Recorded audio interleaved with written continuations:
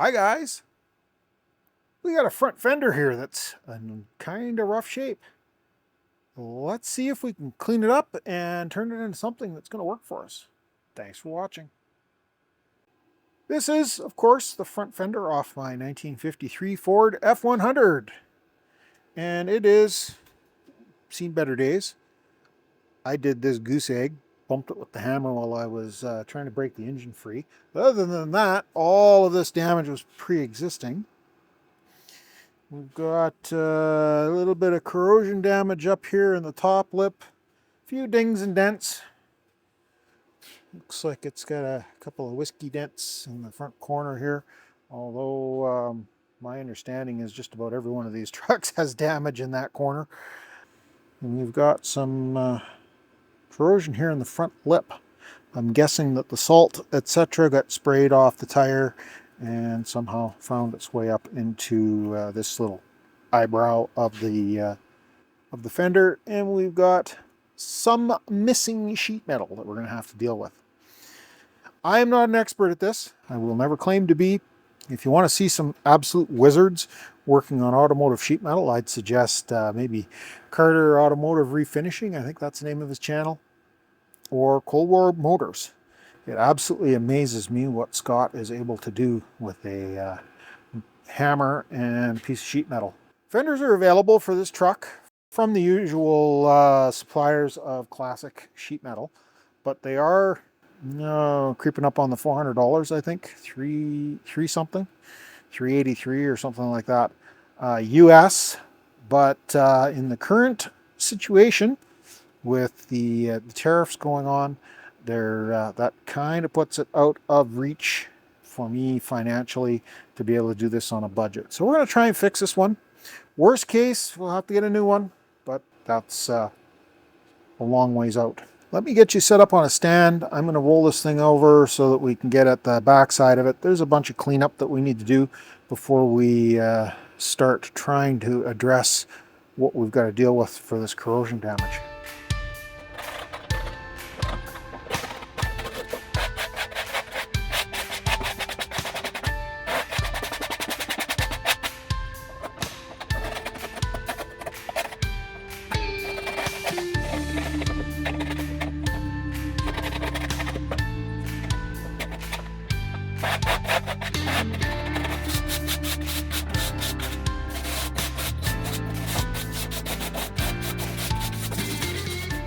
I got a can of just whatever spray paint I had kicking around. It's a gray. I'm going to highlight some of the areas here that are going to need some attention, make them easier for you guys to see, and also remind me where they are. That's a bit of a goose egg that needs to get dealt with, kind of where that running board attached to the fender. We've got some rot there, some rot there. We've got a goose egg there. And we got our just general overall chowderness in here. We got a little spot there that needs it.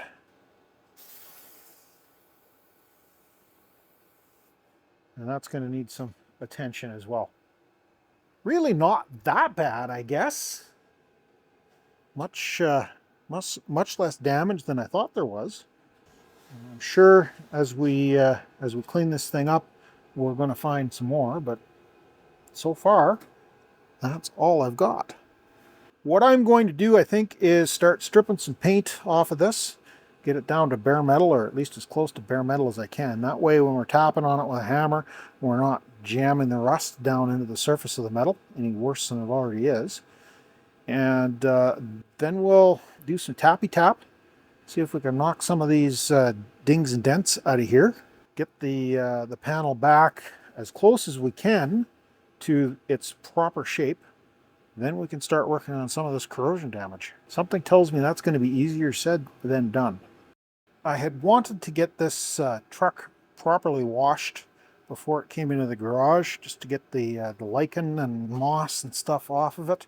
Unfortunately, that didn't happen. Just kind of ran out of season. But let me run the Scotch-Brite over here real quick, just to see if we can peel the worst of that off. If I need to, I've got some water behind me in a squirt bottle. We can scrub at it a little bit. It's working not too bad.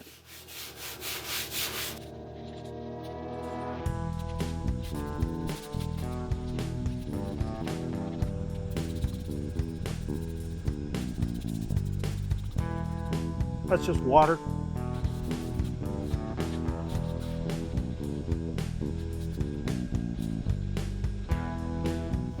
That's pretty muddy stuff.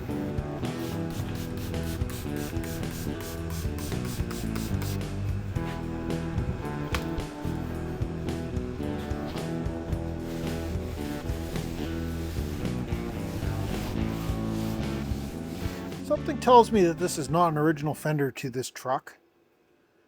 If you look here underneath the black paint, it almost looks like there's white on the fender.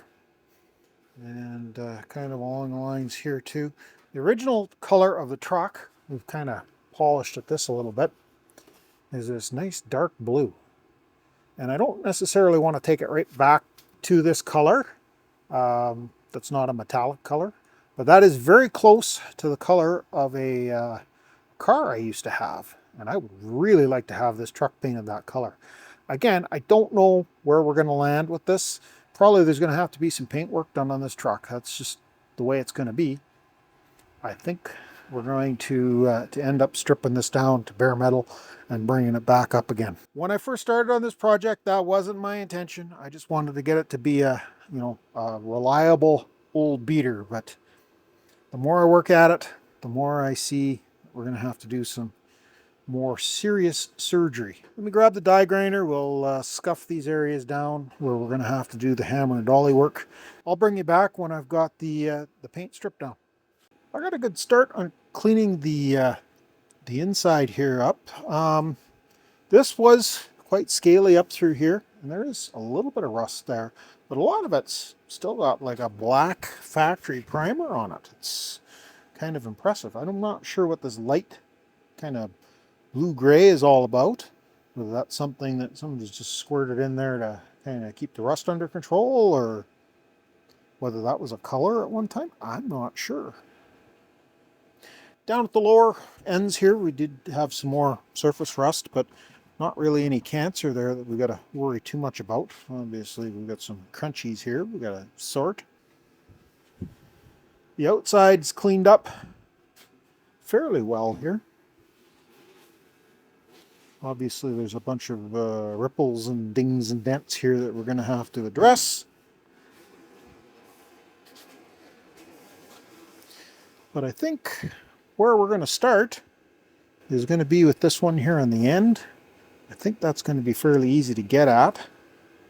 I don't know how easy it's going to be to record, but we'll flip it back over and I'll try and get you guys set up on a stand so you can watch me attempt to beat on things here. Oh, one other thing I did find, a little dinger here that I wasn't aware of. So maybe we'll take that one first. That's kind of staged up, I think, good to work on right now. The idea is to get a dolly in behind that's approximately the right size. I got a bunch of different dollies we can try. We'll try this one first. We've got a couple of different things going on here. We've got a dent that comes up, and then we've got a dent that goes in. So I think what we're going to try doing here first is try and get this up, because it's not as serious, kind of flattened out a little bit. I'm not an expert, but my understanding is when you have a dent, you end up with multiple displacements, and you kind of got to push everything back into its proper location.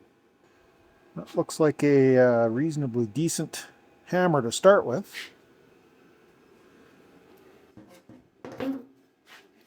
There's two techniques that we use. One is called hammer off and one is called hammer on.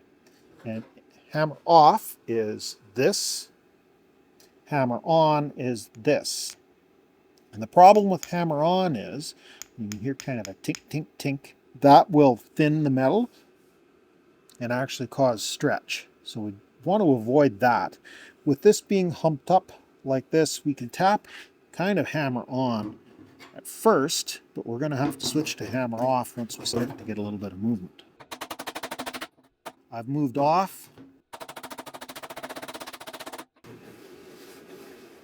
Still a little bit of a lump there. So now we can do a little bit of detective work on that. We'll throw a quick misting of paint on there. Now we'll just take a file.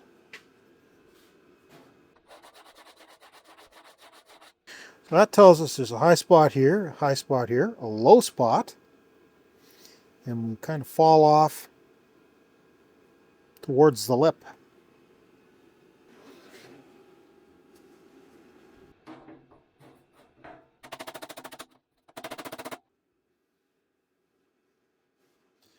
I think we now need to work at getting this flattened out a little bit.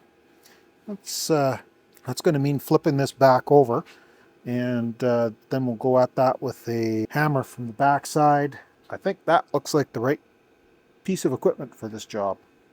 On this side, it doesn't really appear all that noticeable. But we know it's there.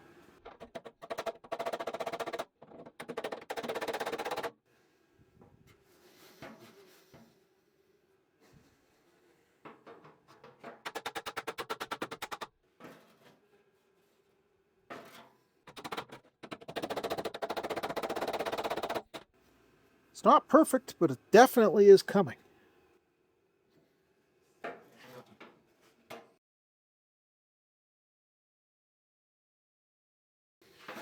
think there's a little bit that rolls around this lip that I got to get out of there. Try a slightly different dolly.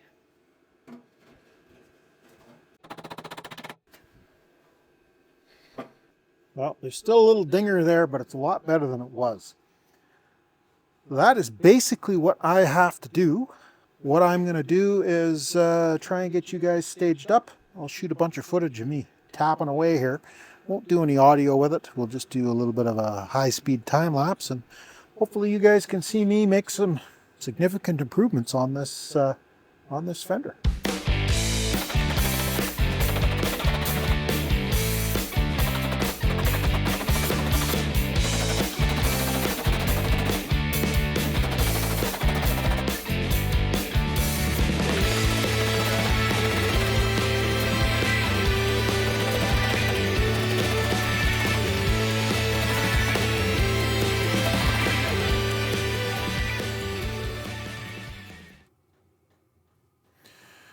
Well, guys, it is starting to come together.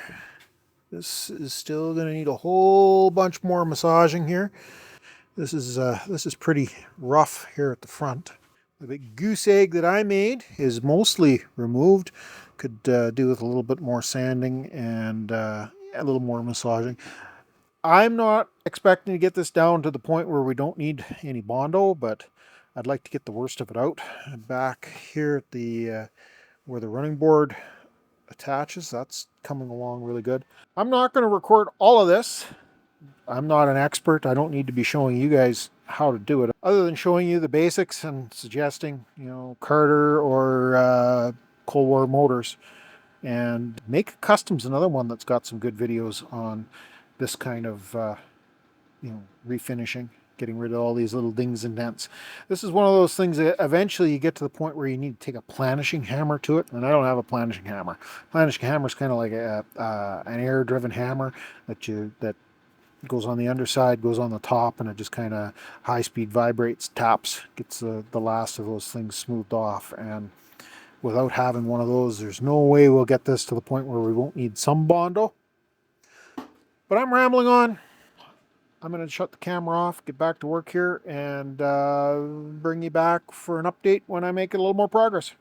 Well, guys, I think this has been a pretty good introduction to basic hammer and dolly work. But this front part is going to get into a whole bunch more stuff, and I think that's going to end up being its own video. check back in the next installment on this, and we'll get into smoothing things out here at the front. Thanks a lot for stopping by. Greatly appreciate you taking the time to watch the video. If you got this far, can you give me one of those thumb up things? Give me a like. If you want to see more content from Doug's Messy Garage, why don't you consider subscribing? It doesn't cost you a thing, and it helps build the channel so that my videos get out to more people.